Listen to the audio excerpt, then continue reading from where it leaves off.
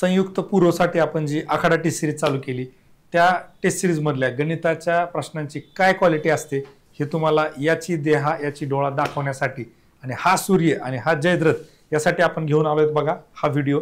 याच्यामध्ये आपण ज्या पद्धतीने क्वेश्चन फ्रेम केलेत त्या पद्धतीने नव्हे, आपण जे प्रश्न टाकलेत तेच प्रश्न ॲज इट इज एकदा नाही तर दोनदा त्या ठिकाणी एमपीएससीच्या पेपरमध्ये रिफ्लेक्ट झाले आपल्याला बघायला मिळेल।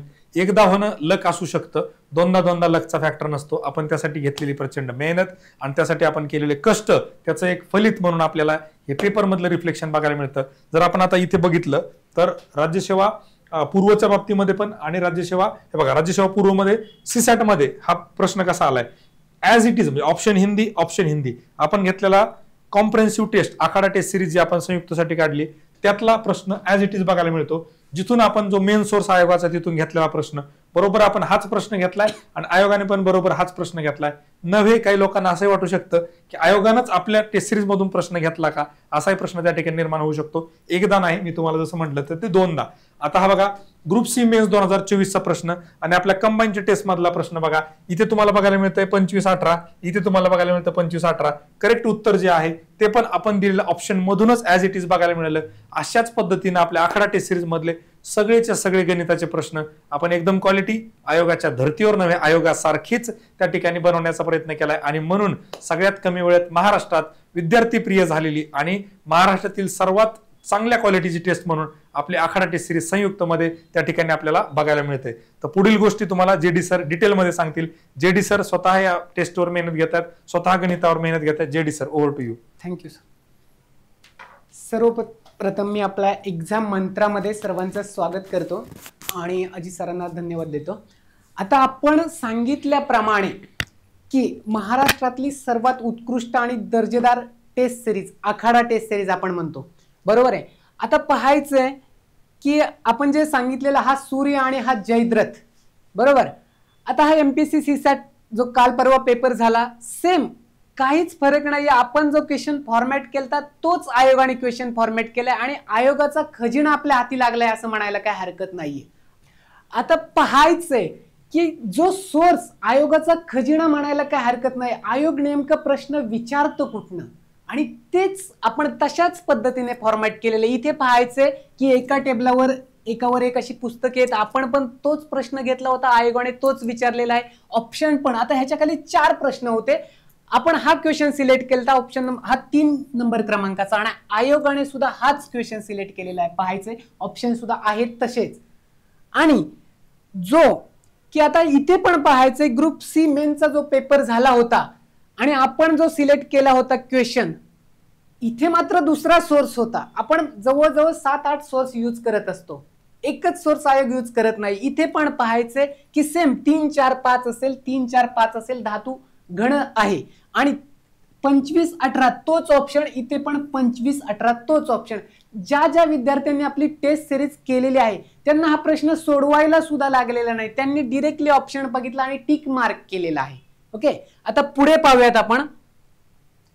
इथे पाहायचं आयोग नेमका प्रश्न विचारतोय कुठने, आई व मुलगी हा जो काही प्रश्न आहे ना, आता इथे पाहायचं बरं का सोर्स पाहायचे वडील आणि मुलगा, त्याच्या जागी फक्त आई आणि मुलगी आयोगाने लिहिलेले। पुढचा प्रश्न आहे तसा आहे 7-2 असेल, 7-2 असेल, 5 वर्षापूर्वी 6-1 असेल आणि इथे 6-1 असेल। इथला आहे तसा क्वेश्चन आयोगाने इथे पिकअप केलेला आहे। आपण तिथपर्यंत जाण्याचा प्रयत्न करतोय की आयोग प्रश्न विचारतं कुठनं। सेम 35-10 काही चेंजेस आहे का नाहीये। अजून पुन्हा एकदा असे खूप सारे प्रश्न आहे। आता हा तर प्रश्न पाहायचे राज्यसेवा पूर्व 2004 चा प्रश्न आहे, आयोग कुठपर्यंत जाऊ शकतं पाहायचंय की इथे पण सेम क्वेश्चन विचारलेलं आहे की एम चे काका कोण आहेत, इथे व्ही चे काका कोण आहेत। इथे काय केलंय XY जे दिलेलं आहे तिथे फक्त TP म्हणजे अल्फाबेट चेंजेस केलेला आहे। प्रश्न सेम आहे का, काही फरक दिसतोय का याच्यामध्ये, बिलकुल काही फरक नाहीये इथे। ओके, आता अजून पुन्हा एकदा दाखवतो। तर 2 संख्येचा लसावी मसावी हा तर प्रश्न MBA ला विचारलेला आहे 2007 ला। पाहायचंय की फक्त इथले आकडे चेंज केलेले, इथे 12 पटीने आयोगाने विचारलेले, इथे 45 पट विचारलेले। पुढची एक संख्या दिलेली आहे तिथे 125, फक्त इथले हे डिजिट्स आहेत ना ते चेंजेस केलेले आहे। क्वेश्चन सेम आहे का पॅटर्न, काहीच फरक नाहीये। अजून पुन्हा पुढचं पाहूयात आपण। इथे पाहायचंय की 10 संख्यांची सरासरी 7 आहे आयोगाने विचारलेला आणि प्रत्येक संख्येला 15 ने गुणले तर नवीन संख्यांची सरासरी किती ते विचारलेले.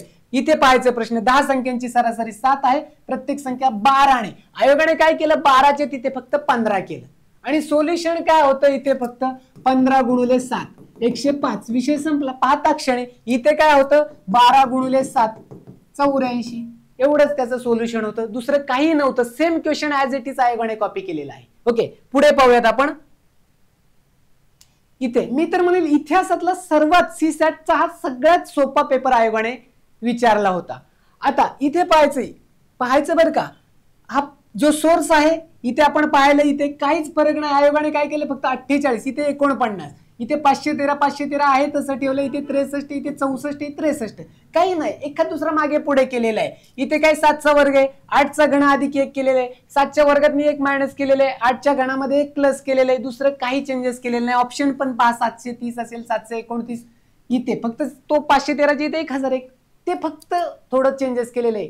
म्हणजे आपल्याला एकदा का सोर्स सापडला आणि तसेच दर्जेदार आपण क्वेश्चन सिलेक्ट करत आहोत त्याच पद्धतीने जी आपली आखाडा टेस्ट सिरीज असेल, URC बॅच असेल किंवा जी आपली गणिताची बॅच असेल त्याचा आपल्याला पूर्णपणे बेनिफिट होण्यासारखं आहे. त्याचा सर्वांनी जितका फायदा होईल तितका फायदा उठवण्याचा प्रयत्न करायचे जेणेकरून आपल्या जे गुण आहेत त्याच्यामध्ये निश्चितच वाढ होऊ शकते. आणि हा मॅथचा जो फॅक्टर आहे ना जवळजवळ 20% 100 पैकी 20 मार्क असतात, मेन्सला 22 मार्क असतात आणि तिथेच तुमचा गेम चेंजर सब्जेक्ट ठरतो इथेच. ओके आता पुढे पाहूयात अजून काही क्वेश्चन आलेत का.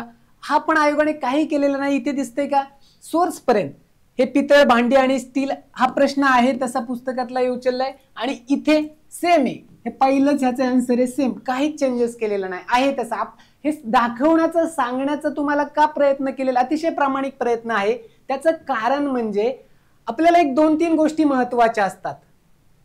म्हणजे सुरुवातीला जर तुम्हाला योग्य व्यक्ती मिळाला आणि योग्य पुस्तकं मिळाली म्हणजे गायडन्स करणारा मार्गदर्शन करणारा तर मग तुम्हाला यशाकडे जाण्यासाठी जी पावलं असतात ना ती आपल्याला वेगाने आपण जाऊ शकतो तिथपर्यंत. त्याच्यासाठी हा जो काही खटाटोप चाललेला आहे त्याच्यासाठी आहे. सेम क्वेश्चन आहे. पुढे पाहूयात आपण.